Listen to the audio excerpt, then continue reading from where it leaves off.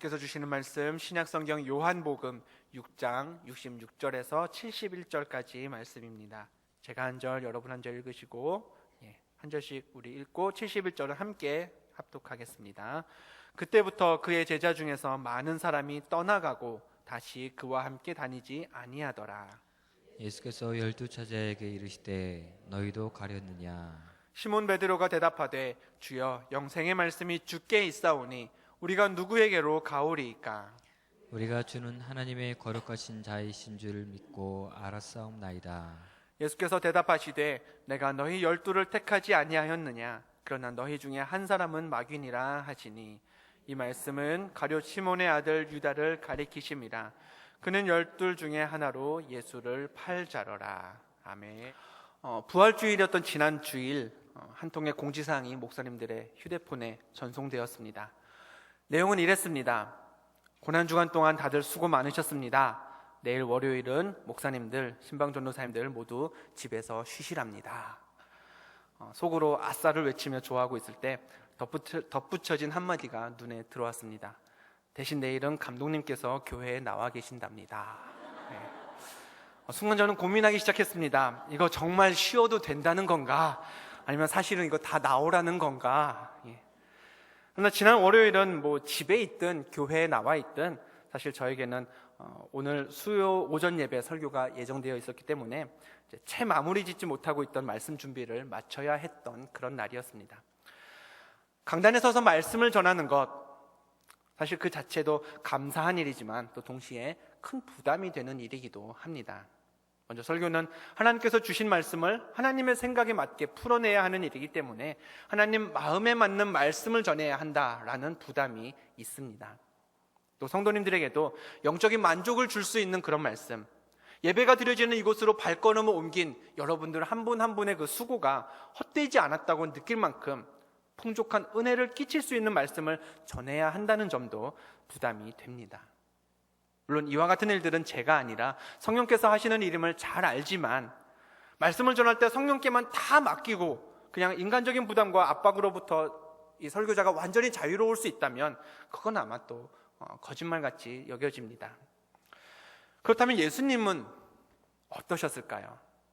우리가 알고 있듯이 예수님은 결코 글이나 책을 남기시지 않으셨습니다. 또 예수님은 무슨 특정한 유품이나 유물 등 어떤 삶의 흔적들을 남기지도 않으셨습니다. 베들레헴이나 나사렛에 가면 예수님의 생가가 남아있어서 그곳을 방문할 수 있는 것도 아니고요. 예수님에 대한 많은 자료를 보관하고 있는 예수님 박물관이 세워질 수도 없는 것이 바로 현실입니다. 그렇다고 예수님이 초상화를 한 점 남기셨다거나 다큐멘터리 영상을 찍으셨던 것도 물론 아니죠. 예수님에 대해 남아있는 자료라고는 예수님께서 말씀으로 가르치셨던 내용들, 즉 예수님의 설교가 전부입니다. 그나마도 예수님이 본인이 기록하신 게 아닌 다른 사람들에 의해서 기록된 예수님의 설교죠. 결국 예수님은 사역의 모든 승부수를 설교에 거셨던 분이라고 말해도 과언이 아닐 것입니다. 그만큼 예수님에게 중요한 것이 바로 예수님의 설교였다면, 그렇다면 설교자로서의 예수님은 어떤 분이셨을까요? 예수님의 설교는 당시 사람들에게 어떤 영향력을 미쳤고 어떻게 받아들여졌을까요? 오늘 우리가 읽은 요한복음 6장은 잘 알려진 오병이어의 기적 이야기로 시작이 됩니다. 오늘 본문 이전에 여러 병자들을 이미 고치셨던 예수님은 당시에 이미 사람들 사이에서 대단한 스타가 되어 있었습니다.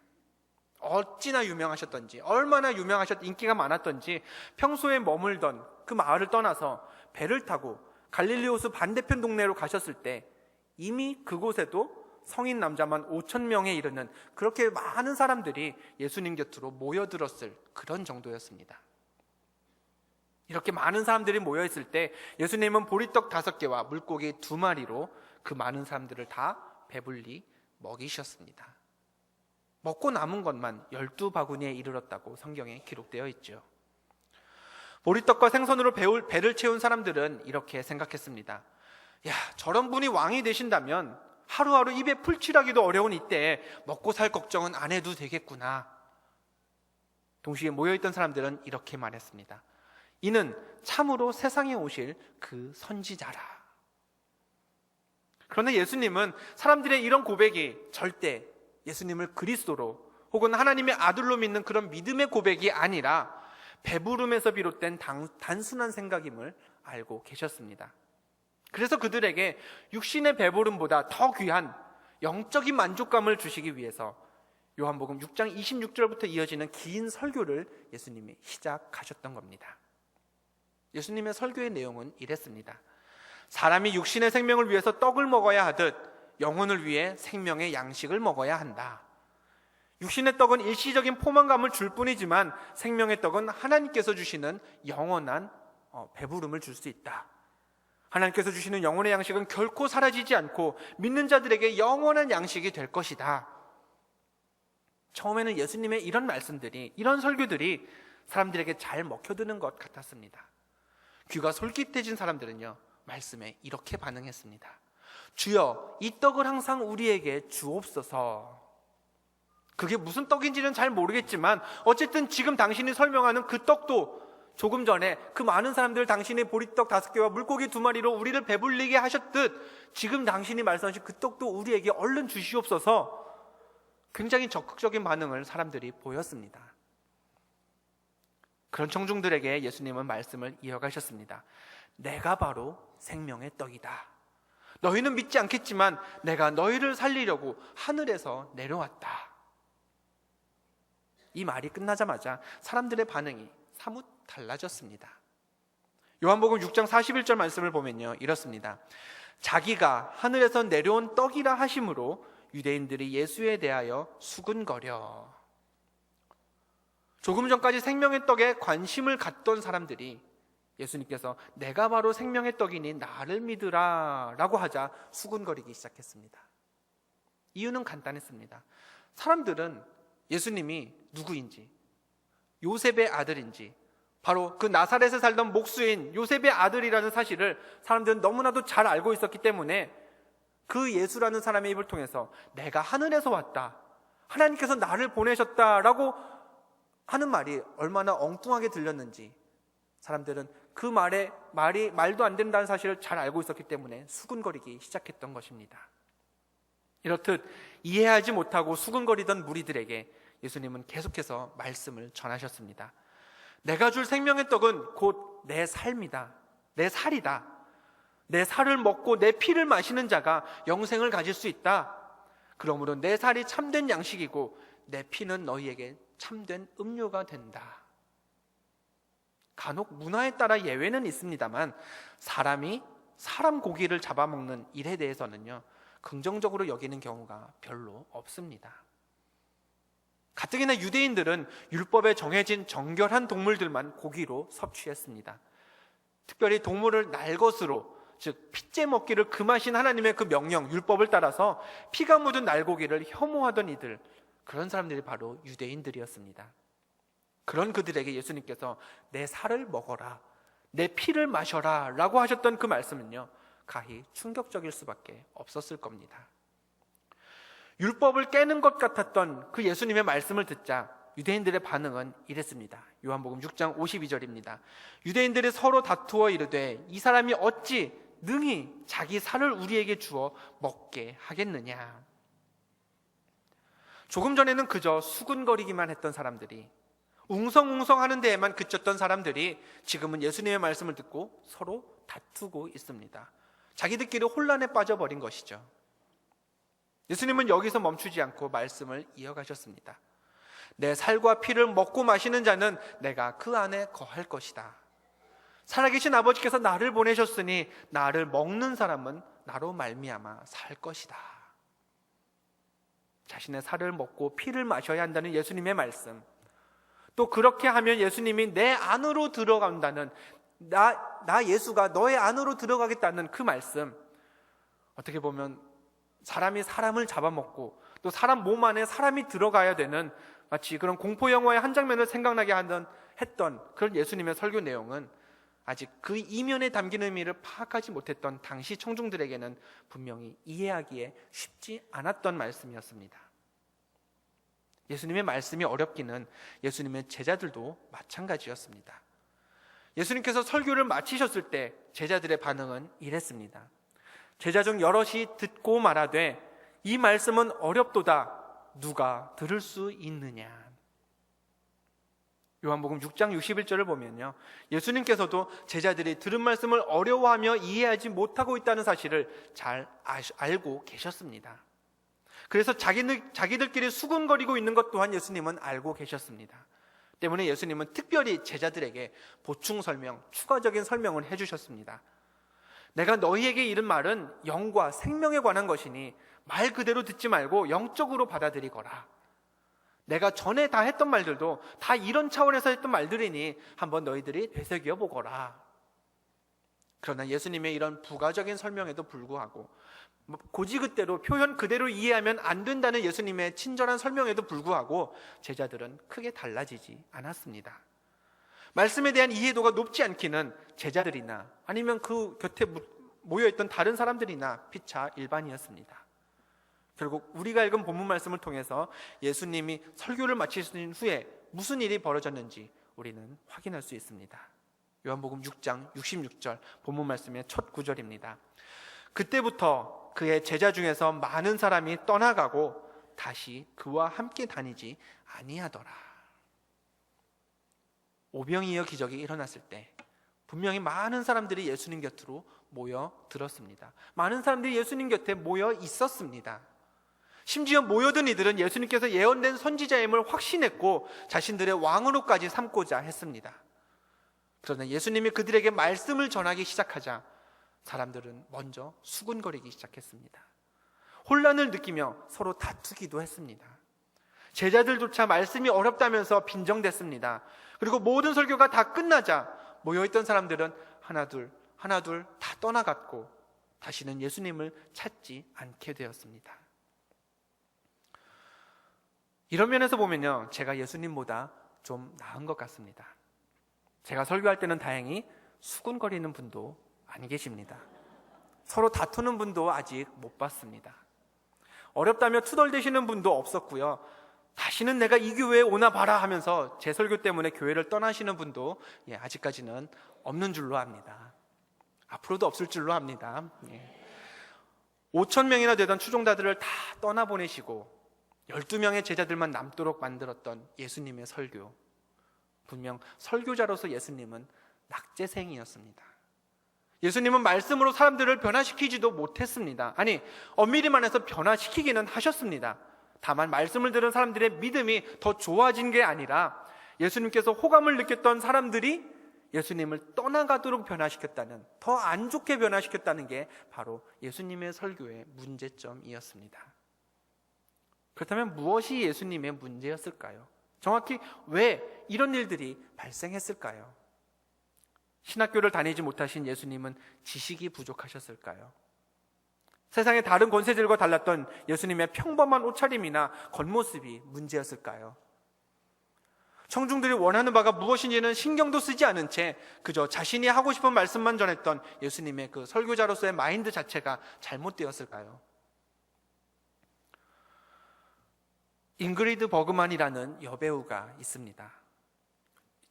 오래전 세대의 사람이죠.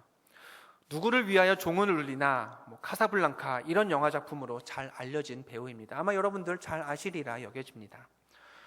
원래 스웨덴 출신인 잉그리드 버그만은 자국 스웨덴에서 배우로 활동하던 중 더 유명한 배우가 되겠다는 꿈을 안고 미국 헐리우드에 진출했습니다. 그는 애초의 목표대로 2번이나 아카데미상을 받은 흔치 않은 여배우가 결국에는 되었습니다. 그 꿈대로 말이죠. 하지만 세계적인 배우가 된 후에, 첫 번째 아카데미상을 탄 후에 버그만은 로베르토 로셀리니라는 이탈리아 영화 감독과 결혼하기 위해서 본래의 남편과 딸을 버리고 미국에서 이탈리아로 거처를 옮겼습니다. 영화 감독인 남편의 작품에도 출연하면서 그렇게 유럽에서 배우로서의 삶을 이어갔던 그녀는 그러나 7년 후에 또다시 로셀리니 감독과도 헤어졌고 이듬해에는 라르스 슈미트라는 극장 운영자와 다시 결혼하게 되었습니다. 하지만 그 결혼도요, 오래 가지는 못했고 중년이 지나면서 암으로 고생하던 버그만은 자신의 67세 생일이 된 바로 그날에 홀로 생을 마감했다고 합니다. 그녀에게는 분명한 인생의 목표가 젊었을 때부터 있었습니다. 바로 유명한 배우가 되겠다. 스웨덴뿐만 아니라 미국으로 가서 헐리우드에 가서 내가 세계적으로 유명한, 우리나라뿐만 아니라 전 세계 사람들이 나를 알 수 있는 그런 유명한 배우가 되겠다라는 목표가 그에게 있었습니다. 그리고 그녀는 머지않아 그 목표를 이루었습니다. 성취했습니다. 하지만 그에게 없던 것이 하나 있어 보입니다. 그는 왜 유명한 배우가 되어야 하는지에 대한 목적이 없었습니다. 물론 한 사람의 인생을 다른 사람이 누군가가 쉽게 평가할 수는 없는 노릇입니다. 그러나 세계에서 가장 성공한 여배우라 평가받고 있는 잉그리드 버그만의 삶을, 그 여정들을 쭉 펼쳐놓고 보면요, 그가 배우가 되었기에 행복했을까 자문해 보았을 때 그렇다라고 대답하기는 쉽지 않아 보입니다. 그에게는 유명한 배우가 되겠다라는 목표가 있었고 그 목표를 그는 이루었습니다. 하지만 무엇을 위해 배우가 되었는지, 어떤 삶을 살기 위해 배우가 되었는지는 명확하지 않았습니다. 세계 최고의 배우가 됨으로써 목표는 이루었을 망정 그는 목적 없는 인생을 살았던 것입니다. 목표가 삶의 방향을 이야기하는 것이라면 목적은 인생의 의미를 묻는 질문입니다. 내가 어디로 가야 하지? 뭘 해야 하지? 이걸 묻는 것은 목표에 대한 질문이지만 그곳에 왜 가야 하는가? 그것을 왜 해야 하는가는 목적을 위한 질문이 되는 것입니다. 많은 사람들이 인생의 목표를 세웁니다. 그리고 목표를 이루기 위해 열심히 노력합니다. 목표를 성취한 이들에게는 성공한 사람이라는 칭찬이 따라붙습니다. 그러나 무엇을 위한 목표인지, 무엇을 위한 열심이고 무엇을 위한 인생인지 목적 없이 목표만 갖고 사는 그런 사람들 또한 참 많이 있습니다. 예수님은요, 삶의 목적이 분명하셨습니다. 누가복음 19장 10절에 이렇게 기록되어 있습니다. 인자가 온 것은 잃어버린 자를 찾아 구원하려 함이니라. 잃어버린 영혼을 구원하는 것, 자기 목숨을 많은 사람의 대속물로 주는 것, 그것이 예수님이 이 땅에 오신 목적이었습니다. 그와 같은 목적 아래에서 예수님의 목표가 있었다면 말씀으로 사람들을 변화시키는 것이었겠죠. 영원한 생명에 이르는 길을 사람들로 하여금 깨닫게 하는 것이었습니다. 육의 양식에 집중되어 있던 사람들의 관심을 영원한 양식, 생명의 떡으로 돌려놓는 것이 예수님의 삶의 목표였습니다. 결국 예수님의 목적과 목표에는요, 잘못된 것이 아무것도 없었습니다.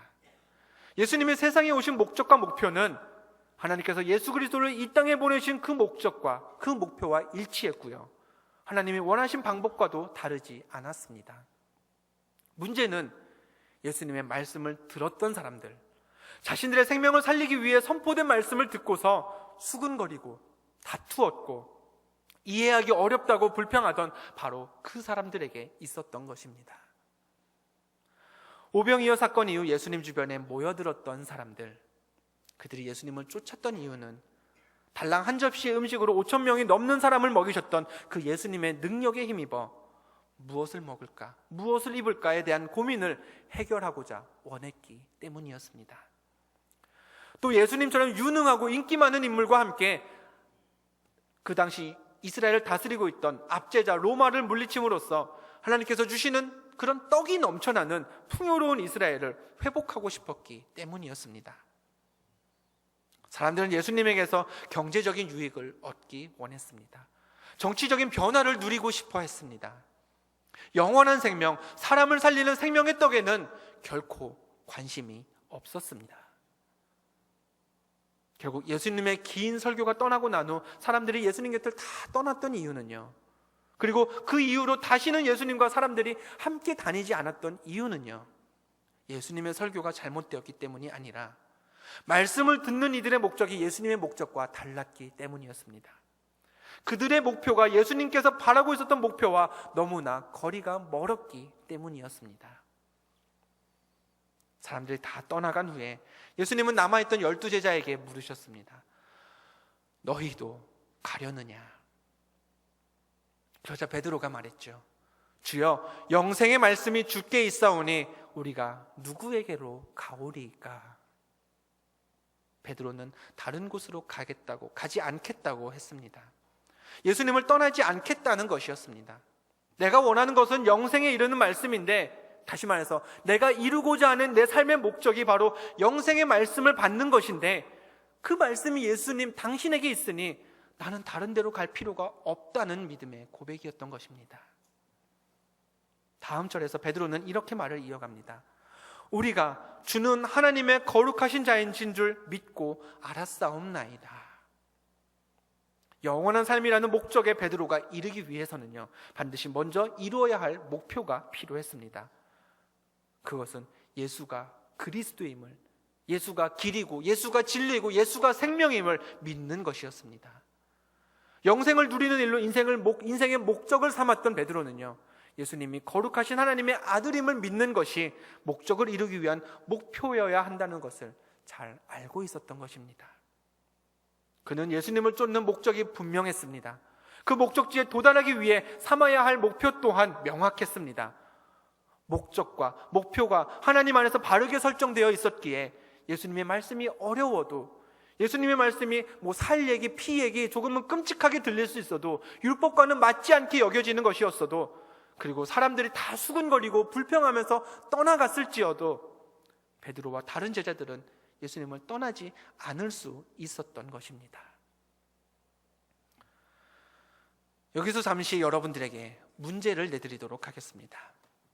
설교 중간에 무슨 시험 문제인가 싶으시겠지만 한번 풀어보시기 바랍니다. 1번 문제입니다. 자, 다음 여자의 말을 듣고 이어지는 남자의 말로 가장 적당한 것을 고르시는 문제입니다. 자, 여자가 이렇게 이야기합니다. 오빠, 지금 방금 지나간 여자 봤어? 정말 예쁘지?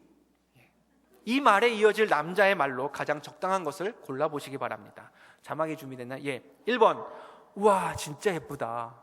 2번, 아니야 자기가 훨씬 더 예뻐. 3번, 예. 4번, 에이 성형했네. 예. 5번, 누구 말하는 거야?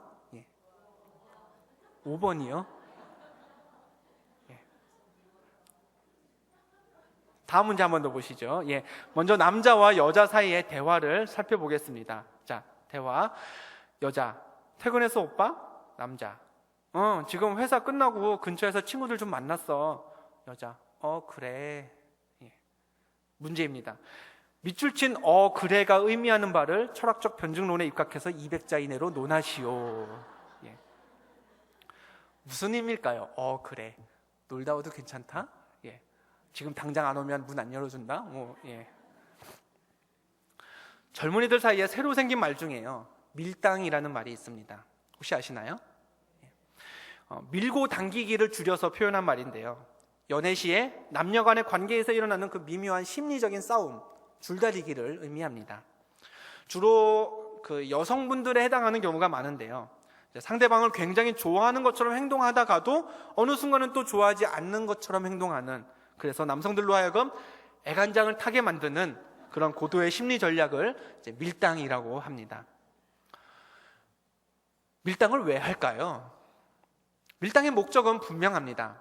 가끔은 튕겨주기도 하고, 때로는 수락할 수 있는 부탁도 일부러 거절하면서 상대방으로 하여금 더 나를 좋아하게끔, 더 나를 생각하게끔, 나로 하여금 안절부절하지 못하게 만드는 것이 남녀관계에 긴장을 가져오는 모든 밀당의 목적입니다. 만약에 밀당 전략이 너무 과해져가지고 상대방으로 하여금 난 이제 너한테 너무 지쳤다, 네가 날 좋아하는 건지 아닌지 모르겠어, 그냥 우리 이만 헤어지자, 만약에 이런 반응을 나오게끔 한다면 그것은 실패한 밀당이 될 수밖에 없습니다. 신앙생활에도요, 밀당이 있습니다. 하나님과 우리 사이에도 밀고 당기는 상황들이 분명히 존재합니다. 때로 하나님은 우리에게 영적인 평안과 더불어서 물질적인 축복까지 아낌없이 부어주실 때가 있습니다. 반면에 어떤 때는 믿음만 가지고서는 도저히 버티기 힘들 만큼 세상에서 시련과 고난을 겪게 하실 때도 있습니다. 그러나 하나님의 밀당의 목적도요, 분명합니다. 우리로 하여금 낙심하고 나가 떨어지게 하려는 것이 아니라 우리를 믿음 안에서 더 자라게 하려고, 그래서 천국의 소망 안에서 흔들리지 않는 자녀가 되게 하기 위해서 하나님이 때로는 우리를 밀어내시고 때로는 우리를 당겨주시는 것입니다. 우리 역시 마찬가지입니다. 때로는 하나님께 감사와 찬송이 막 절로 흘러나올 때도 있습니다. 하지만 때로는 하나님, 나한테 이것 안 해주시면요, 저 못 삽니다. 하나님을 협박하면서 간절하게 기도해야 할 때도 있습니다. 하나님의 살아서 내 삶을 주관하시는구나 느껴지면서 감사의 찬송을 드릴 때도 있지만, 하나님이 정말 계시기나 한 것인지, 계시다면 이런 나를 버려두고 뭘 지금 하고 계시는 건지 원망스러울 때도 있습니다. 우리가 하나님을 찬송하는 것, 혹은 하나님께 때를 쓰듯이 기도하는 것, 어떤 모습으로 어떻게 신앙생활을 하든지 중요한 것은 신앙생활의 목적이 무엇인지를 기억해야 한다는 것입니다. 우리가 예수를 믿는 분명한 목적, 그것은 생명의 떡이신 예수 그리스도를 통해 영생을 누리는 하나님의 자녀가 되기 위함입니다. 오병이어 사건 이후 예수님을 통해 배고픔을 해결하려는 그런 목적으로 예수님 곁에 머물렀던 사람들은 더 이상 내게 주어질 떡이 없겠구나, 내가 여기서 얻어먹을 나한테 떨어질 콩고물은 아무것도 없겠구나 라고 여겨지는 순간 예수님을 떠나갔습니다. 하지만 예수님을 따르는 목적이 영생의 말씀을 얻는 데에 있었던 베드로와 제자들은 우리가 달리 누구에게로 가겠습니까? 라면서 변함없이 예수님의 제자로 남아 있었습니다. 저들의 삶의 목적이 영원한 생명의 떡을 얻는 것이었기에, 그것이 예수님 아니고서는 얻을 수 있는 것이 없다는 믿음이 저들에게 있었기에 다른 곳으로 갈 필요가 없었던 것입니다. 때로는 우리를 밀어내시고 때로는 우리를 당기시기도 하는 그 하나님이, 그 예수님이 오늘 저와 여러분에게도 물으십니다. 내가 이렇게 너를 밀었다, 내가 이렇게 너를 당겨주었다, 어쩌겠니? 너희도 함께 가려느냐? 생명의 떡을 먹고자 하는 신앙생활의 목적, 예수 믿고 하나님을 예배하는 그 목표를 정확히 세워서 언제나 흔들리지 않는 그런 그리스도의 제자들, 하나님 곁에서, 예수 그리스도 곁에서 떠나지 않고 밀어지든 당겨지든 상관하지 않고 그리스도 곁에 언제나 붙어 있을 수 있는 저와 여러분이 되시기를 주님의 이름으로 간절히 축원합니다. 기도하겠습니다.